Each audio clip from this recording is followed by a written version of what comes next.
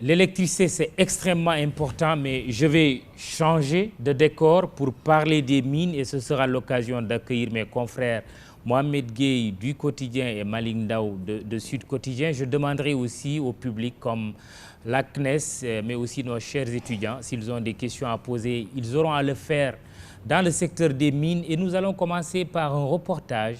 C'est un extrait de l'émission Horaire Bi de Bessel Bass ici à TFM. Et c'est un récit de Aminata Mbarisso qui a rencontré deux orpailleurs venus d'horizons divers et d'horizons même lointains à la recherche de l'or. Suivons ce sujet.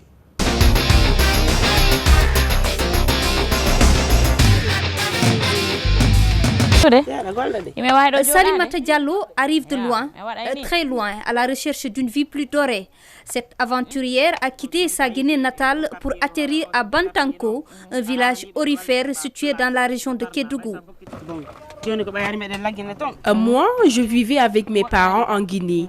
À ma grande surprise, j'ai vu des amis revenir avec plein de sous. Quand je me suis renseignée, ils m'ont parlé de ce site aurifère qui se trouve à Kédougou. Là, je me suis dit, moi aussi, je vais tenter ma chance, histoire de me faire de l'argent.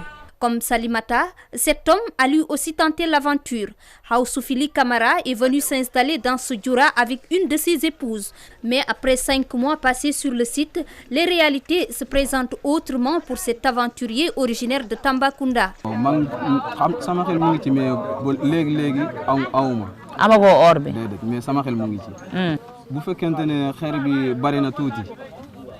Depuis 5 mois, je suis ici, mais je peine à trouver de l'or. Le travail n'est pas aussi facile comme on le pense.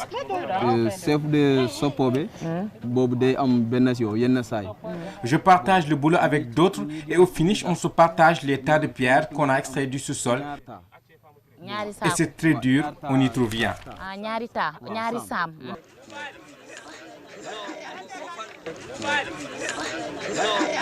À Bantanko, la quête de l'or n'est pas de tout repos. C'est un dur labeur, souvent non sans risque.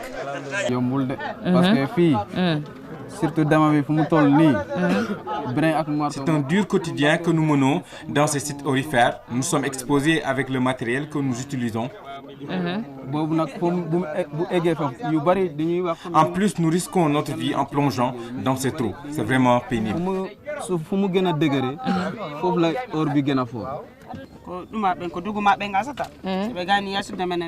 À l'aide d'une poulie, je fais remonter le sac de pierres extraites du sous-sol. C'est une véritable gymnastique et après, j'ai tout le corps qui me fait mal.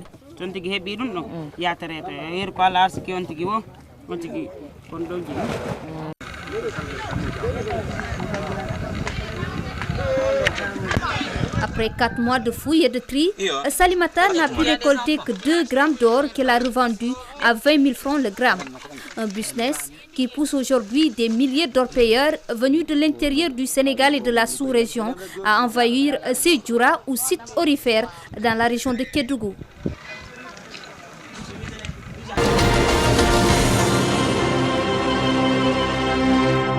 Un sujet qui illustre l'exploitation des ressources minières, mais rien à voir avec ces grosses compagnies minières qui se trouvent à Sabodola et ailleurs dans des régions du Sénégal. Parce que les mines, c'est un vaste sujet. Il y a de l'or, il y a le zircon, il y a les phosphates et toutes les autres mines. Mohamed Gueye du Quotidien, Malick Ndao de Sud Quotidien. Mohamed Gueye, merci d'être venu sur ce plateau. Si vous avez une question à poser à Monsieur le ministre, je sais que l'électricité vous intéresse, mais on y reviendra vers la fin de l'émission. Merci Mamadou. Merci Monsieur le ministre.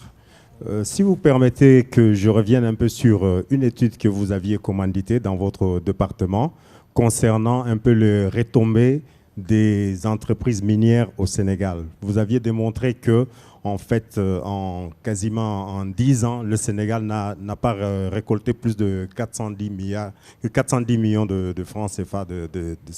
Mais je me demande aussi quelque part, qu'est-ce que le Sénégal gagne avec les sites d'orpaillage? Quand on voit les problèmes que cela nous crée, quand on voit la criminalité qui s'y développe, et on s'est dit quelque part que l'État qui est au courant de ce phénomène laisse ces populations s'y rendre de plus en plus et cherche même à les encadrer. Y a-t-il un intérêt de l'État à faire perpétuer ce système? Finalement, à se demander nos richesses aurifères. Quel est notre intérêt là-dedans? Si les grandes compagnies ne nous rapportent pas grand-chose, qu'est-ce que les petits orpailleurs nous rapportent? Pourquoi est-ce qu'on doit les maintenir? Merci Mohamed. Première question. Merci Mohamed. C'est vrai que quand on suit même le reportage, la question est pertinente parce qu'à la fin, la bonne dame qui est pratiquement sous terre pendant 4 mois gagne 20 000 francs, ou en tout cas, ce n'est pas une forte rémunération. Et quand on sait également tous les problèmes connexes, la prostitution, le sida et beaucoup d'autres maladies, même les maladies liées en tout cas... L'atteinte à l'environnement. L'atteinte à l'environnement, il y a beaucoup de choses. Ce qui se passe, c'est que dans le domaine de l'exploitation de l'or, le code minier qui est actuellement en vigueur n'avait pas vraiment laissé de la place à l'orpaillage. Et on sait quand même que c'est une activité qui est là bien avant le code minier. C'est peut-être, à mon avis, un passif qu'on aurait dû intégrer, qui n'a pas été intégré.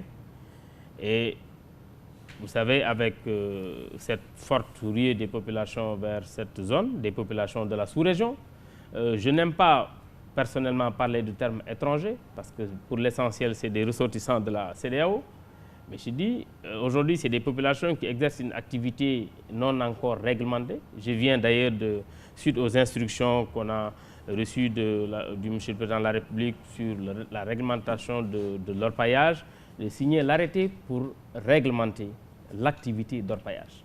Parce qu'aujourd'hui, n'importe qui peut être orpailleur, personne ne contrôle personne.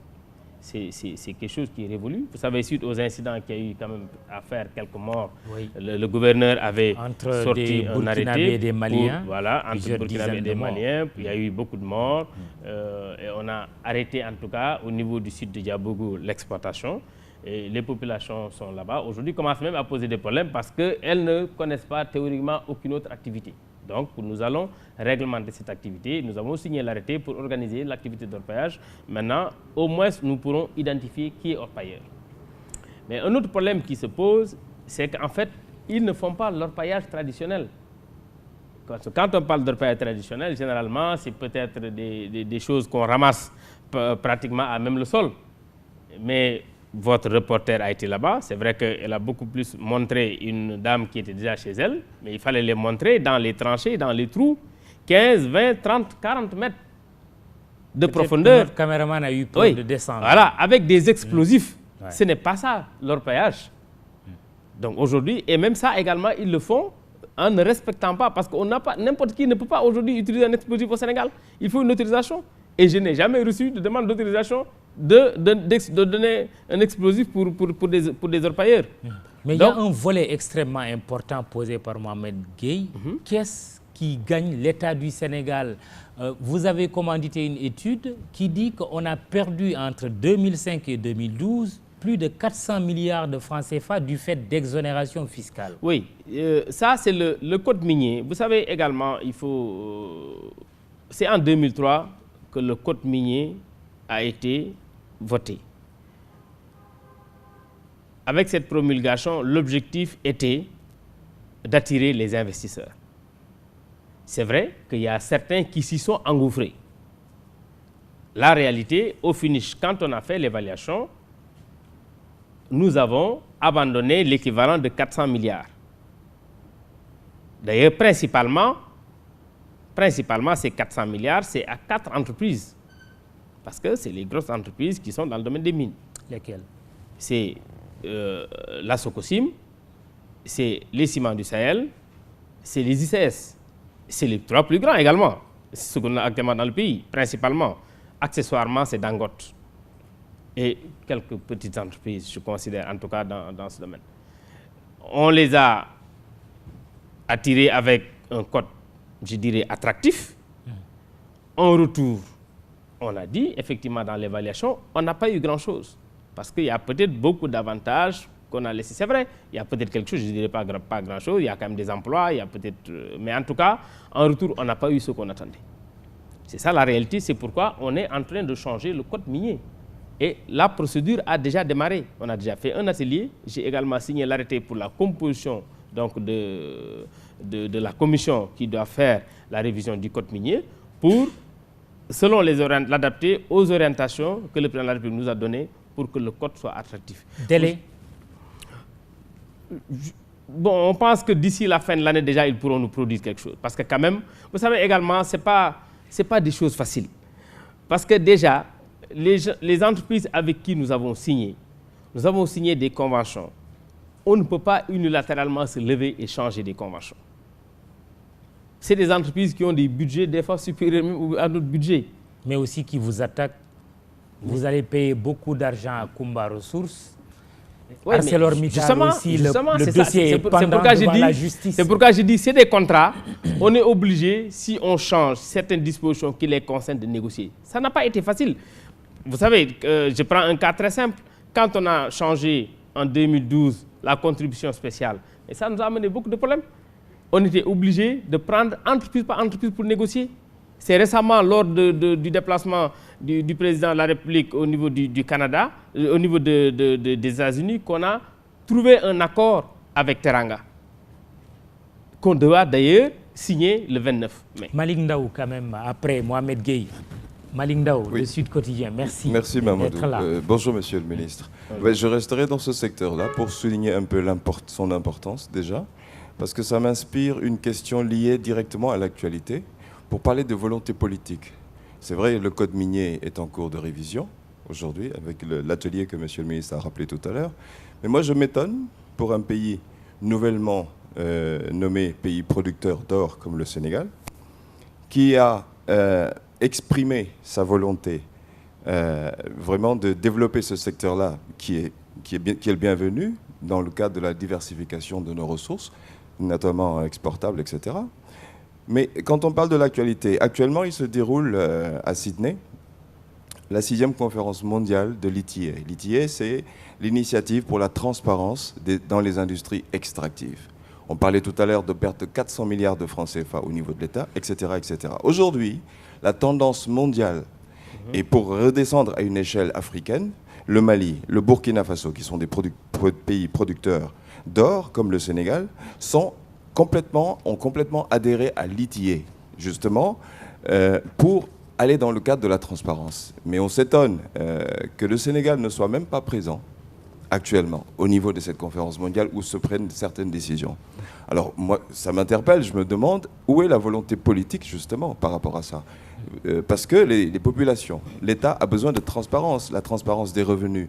Combien on tire, combien l'État sénégalais tire en termes de revenus? Comment ces revenus sont redistribués?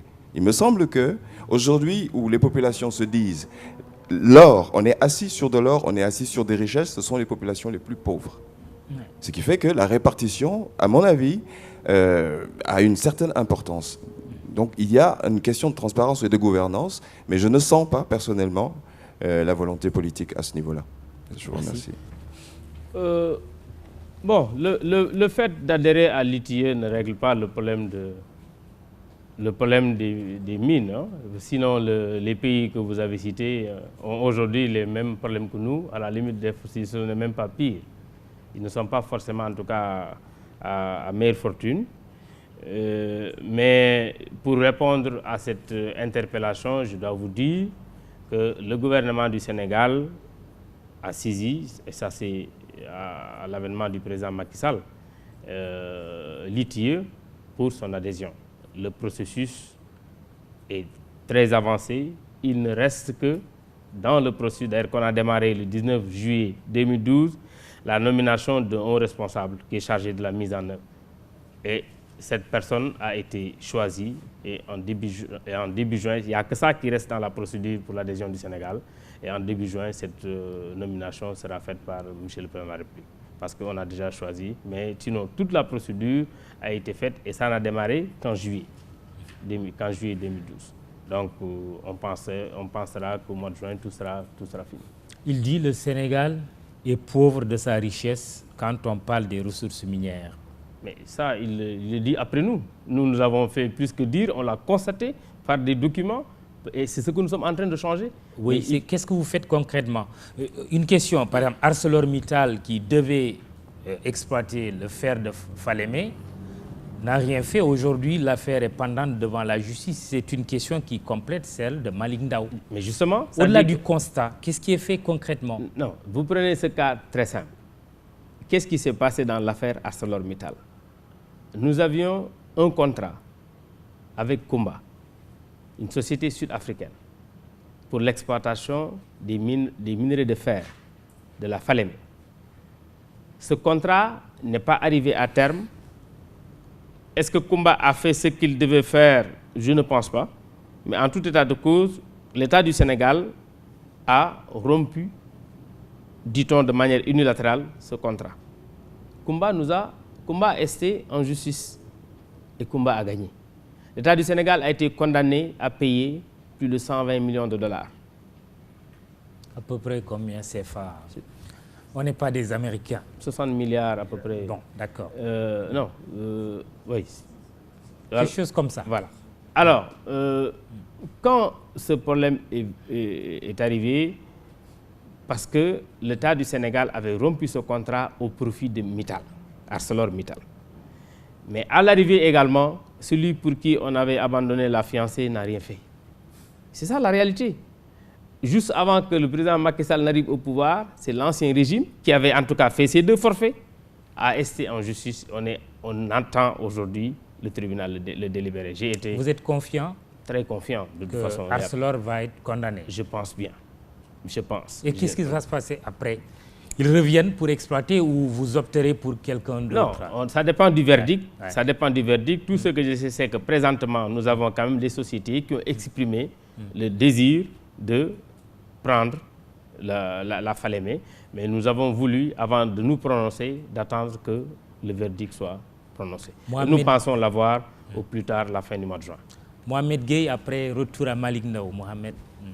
Tu permets que je pose une question sur l'électricité? Bien sûr, allons-y. Oui, en fait, j'ai une autre question sur les mines, mais je préfère encore avant d'oublier. Sur l'électricité, j'ai entendu le ministre, ça m'a interpellé sur 2 points. Le premier point, c'est s'agissant du mix énergétique. Quand vous avez parlé de la convention que vous avez signée avec KEPCO sur le prix de l'énergie, vous vous félicitez d'avoir obtenu aujourd'hui 69 francs sur le kilowatt. Et bon, pour des usines qui devraient être inaugurées, si Dieu le veut, en 2015, parce que d'ici là, il peut couler beaucoup d'eau sous les ponts. Moi, monsieur le ministre, ça m'interpelle. Je considère que, pour moi, vous allez me dire que c'est mettre un peu la charrue devant les bœufs. Aujourd'hui, vous êtes très fiers d'avoir obtenu 68 francs, comme il y a... Avant vous, vos prédécesseurs nous vantaient les 89 francs que vous avez rejetés aujourd'hui. Qui vous dit qu'au moment de l'inauguration de l'usine, quand il s'agira de payer le charbon, on ne sera pas à 35 francs le kilowattheure, prix avantageux? Est-ce que vous aurez fait une bonne affaire en ce moment? On fera une bonne affaire. Parce que tout simplement, c'est vrai que peut-être on aurait dû entrer dans les détails pour vous expliquer ces 69 francs ou ces 89 francs. C'est généralement 2 parties. Il y a ce que nous appelons la partie fixe de ce coût et la partie variable de ce coût.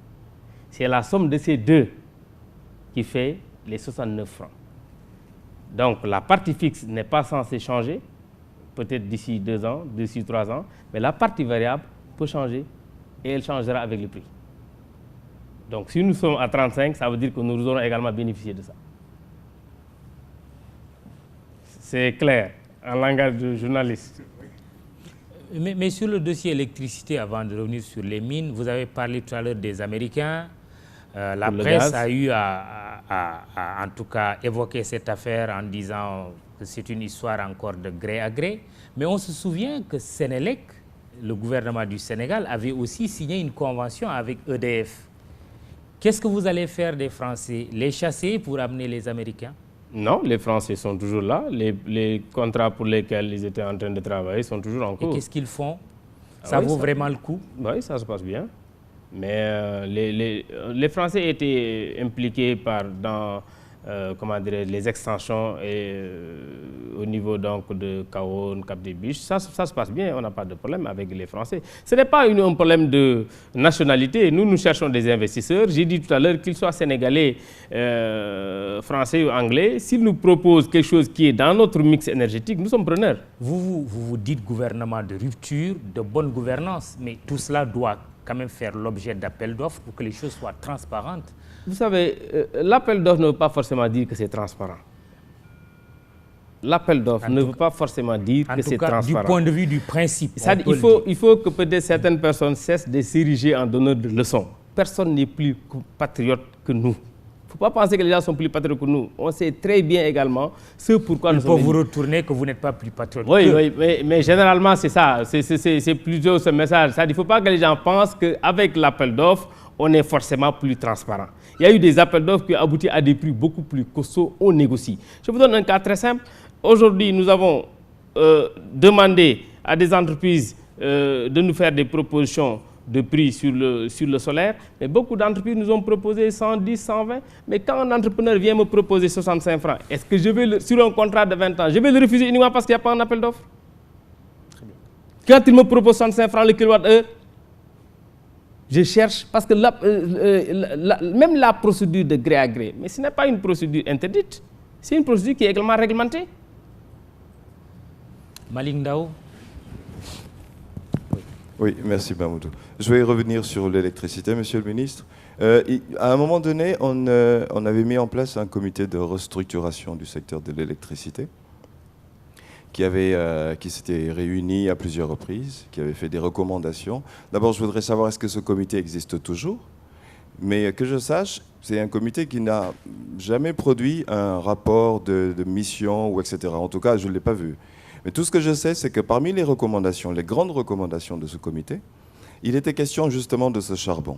Ces études disaient que, avec le retard de l'arrivée du charbon, l'allocation des groupes coûterait quelques 50 milliards de francs CFA par an au Sénégal.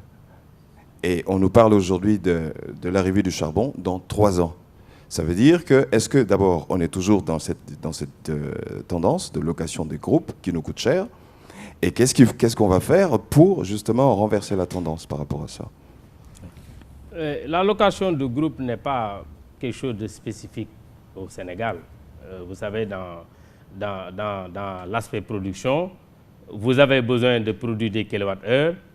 Si vous n'avez pas ces investissements et que vous les voulez, vous êtes obligé de les louer ou de les acheter.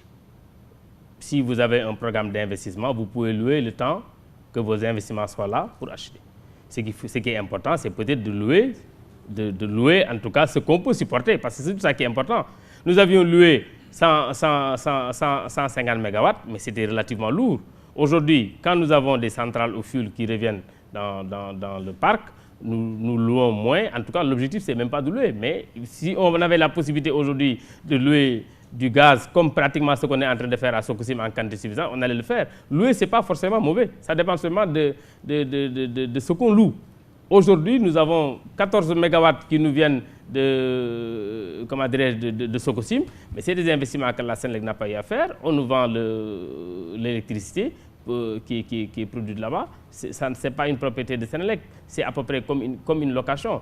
La réalité, c'est que nous avions effectivement ces investissements au charbon qui étaient prévus d'arriver en 2006. En 2012, ça devait venir.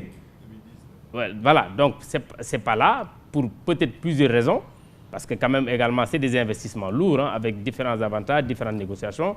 Aujourd'hui, avec KEPCO, nous avons fini, c'est KEPCO, mais il y a quand même, avant KEPCO, une signature qui était déjà faite depuis 2008, qui aujourd'hui peut-être n'a même pas encore démarré, en tout cas aux îles sur le terrain, bien que le promoteur ait dit avoir déjà commandé ses machines en usine et tout. Et nous pensons d'abord que la première centrale devrait être là en 2015-2016.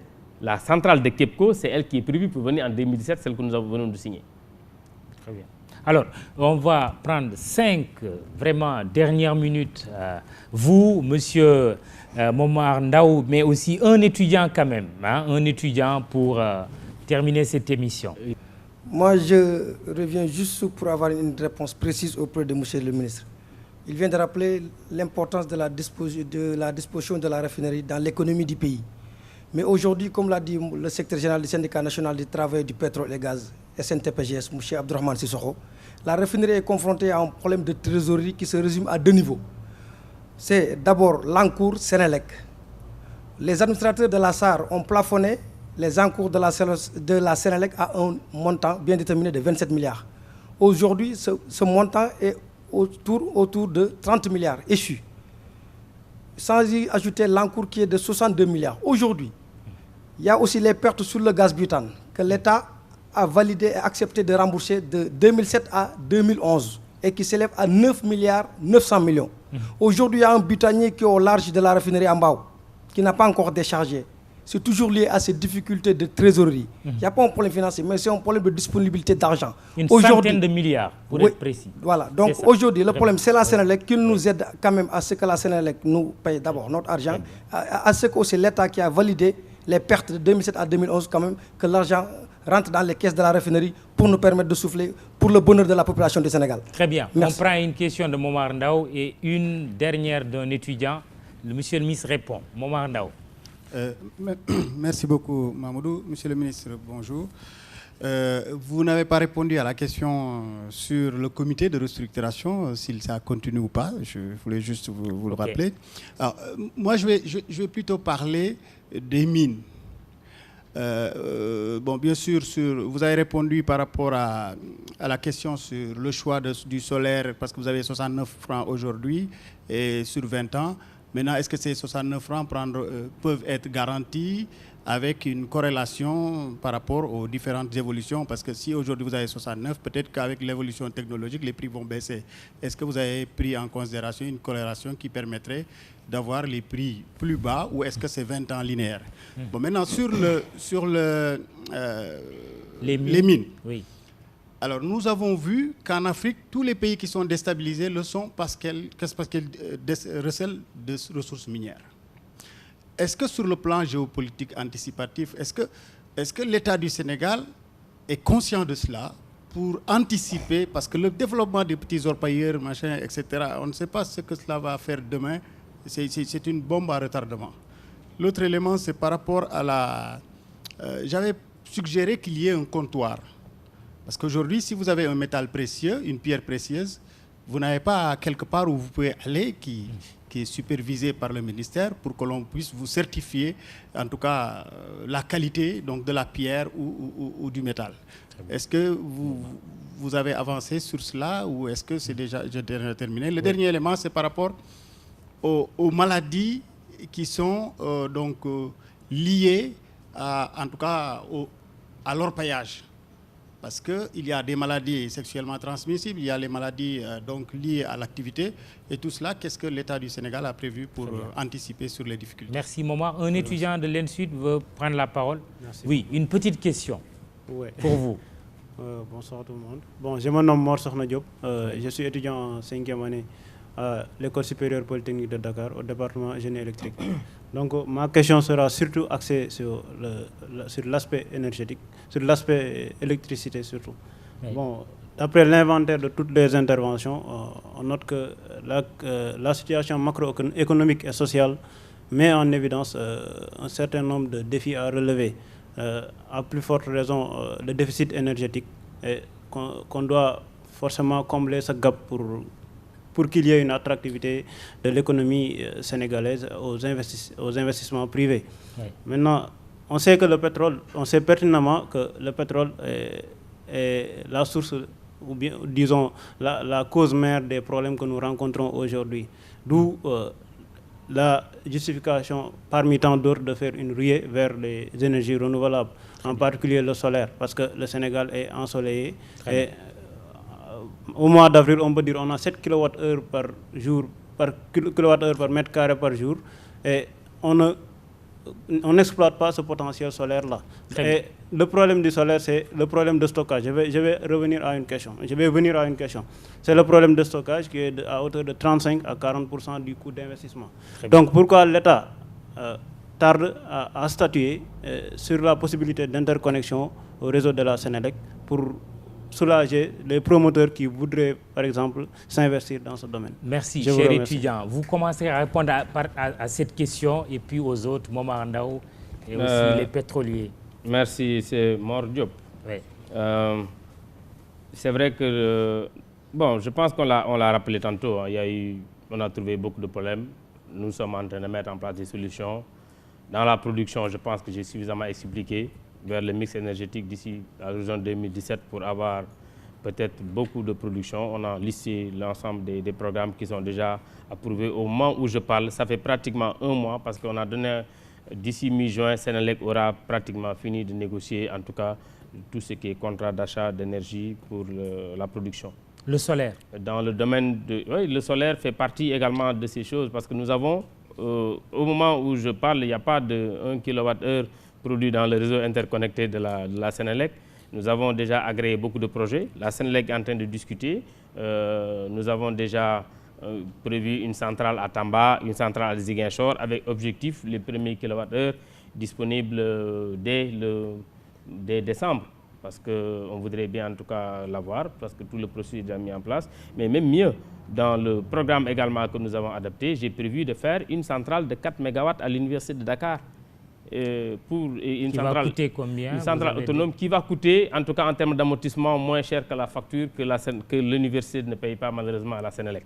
Ça déjà, je peux vous assurer. Très bien. Et donc, pour nous, ça, c'est déjà une réalité parce que dans la lettre de politique du secteur de l'énergie, développement du secteur de l'énergie, nous avons prévu au minimum à l'horizon 2017, 20% d'énergie renouvelable. Très bien. Alors, monsieur, les pétroliers, par rapport au problème de la SAR, Sénélec qui leur doit beaucoup d'argent. Non, j'ai entendu parler, il a dit le conseil d'administration. Mais moi, je suis l'administrateur numéro 1 de la SAR. Oui. Donc, c'est mon problème, ce n'est peut-être pas son problème.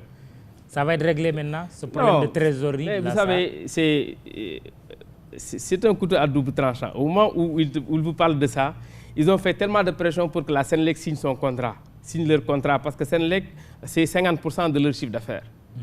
Au moment où ils vous parlent de ça. Aujourd'hui, ils parlent de payer. Mais pendant que le contrat n'était pas signé, c'était signer le contrat. Ils n'ont pas cherché d'autres clients. Oui, ça a été signé quand même. Sénélec doit respecter ses engagements. Mais 30 milliards, ils ne sont pas à l'arrêt. Plus 9 milliards, ça fait presque 100 milliards. Il a posé un problème qui est le nôtre. Oui. Il a dit le conseil d'administration. J'ai dit le conseil d'administration, c'est nous.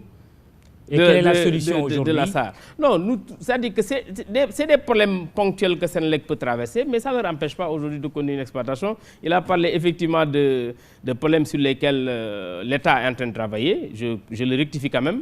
On n'a pas encore validé toutes ces pertes commerciales qui ont été réclamées par la SAR. C'est un processus qui continue.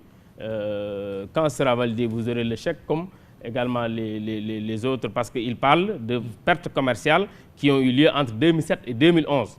Donc, c'est des choses qu'il faut quand même, avant de payer également, que les gens puissent regarder tout ce qui se passe dedans. Mais je peux vous assurer déjà qu'au moment où je parle, normalement, la SAR a dû encaisser aujourd'hui une bonne partie. Tout à l'heure, quand j'ai quitté, donc combien? 50 milliards, la moitié? Non, parce que ça ne fait même pas 60 milliards. Moi, j'essaie l'encours, ça ne fait pas 60 milliards parce que j'ai la situation que le directeur général m'a donnée ce matin. Oui. Momar Ndao qui vous reprend sur le comité de restructuration, est-ce qu'il va disparaître? Non, Momar, c'est lui-même que le comité n'est pas encore dissous. Donc, le comité est encore là. Quand il sera dissous, ce sera par voie administrative, ce qui n'est pas le cas. Il a posé quand même des questions assez intéressantes mines, par sur exemple. le comptoir. Oui. C'est également un processus qui est en cours et nous pensons pouvoir le faire très prochainement. Nous sommes en train de discuter. Vous savez, depuis longtemps, on parle de la production de l'or au Sénégal. Les budgets sont toujours pleins. Nous l'avons négocié avec nos amis canadiens et c'est normalement ce soir que je vais signer ce contrat pour que les budgetiers sénégalais puissent avoir également de l'or. Et naturellement, il faut un comptoir pour qu'on puisse apprécier de la qualité de cet or, qui du reste est de très bonne qualité. En termes de réflexion stratégique, la bombe que ça peut constituer, les mines justement, souvent qui font naître des conflits, dès qu'il y a du pétrole, c'est la guerre. Bon, pas forcément. Il y a quand même du pétrole ailleurs sans qu'il y ait la guerre. De toute façon, nous allons prendre toutes les dispositions. C'est vrai que c'est l'or qui attire peut-être tout ça. Je vous ai dit que nous avons signé en tout cas l'arrêté pour réglementer l'activité d'orpaillage. Nous allons prendre toutes les dispositions pour que ces sites également soient sécurisés. Il y a des gens qui s'adonnent à ce travail, s'ils s'appellent orpailleurs, il faut que ça soit fait conformément au travail d'orpailleurs. Ceux qui veulent faire de l'exploitation industrielle font l'exploitation industrielle et chacun sait faire son métier qui est réglementé. Et les vaches sont bien gardées, comme on le dit souvent. Merci, Monsieur le ministre de l'Énergie et des Mines. Ali Ngouille, il y avait une question sur la santé, mais nous sommes rattrapés par le temps. Le réalisateur n'arrête pas de me demander d'arrêter. Merci à Mohamed Gueye aussi, notre confrère du quotidien. Malik Ndao de Sud Quotidien. Merci, vous, chers téléspectateurs, de nous avoir regardés ce soir encore. Prochain rendez-vous des Affaires de la Cité dans un mois. Merci au sympathique public. Au revoir, à très bientôt.